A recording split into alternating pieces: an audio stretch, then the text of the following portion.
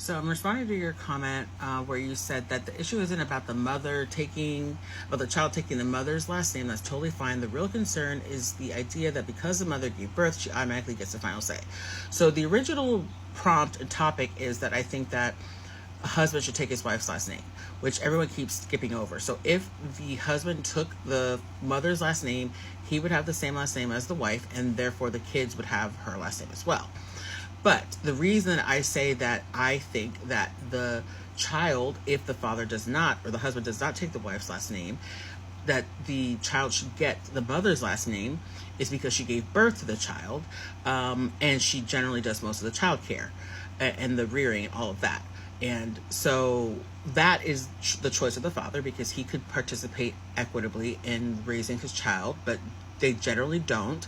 But also, the reason I'm giving reasons is because men generally assert that the child should have his last name, regardless of his participation in the child's life, simply because he's the father.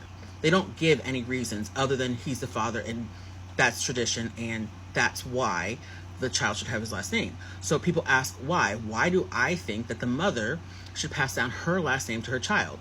So I'm giving reasons as to why I think, other than her just being the mother, obviously, just that title, but to recognize the sacrifice, the risk to her life, and how much energy it goes into actually creating a child, carrying it, and giving birth. And I do think that that is a significant contribution to, well, it's the entire contribution, well, less the actual conception, which the man is needed for that, but everything else the mother does until the child gets here. And then once the child gets here, she still does most of the child rearing. And so that is my reasoning. I don't think it's a transactional thing.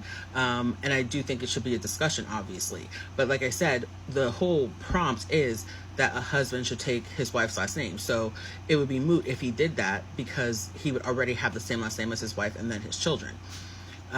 But in terms of the mother, I'm just giving reasons as to why I think it's a valid reason, because for some reason, most men think that they are entitled to have their child to have their last name, and there all of these types of reasonings, calling it transactional or diminishing her role within the child's life, that doesn't come up when a father automatically attaches his last name to his children. But all of a sudden there's all of these circumstances and reasoning and questioning as to why a mother would give her child her last name, and that's not the case when a father gives his child the last name.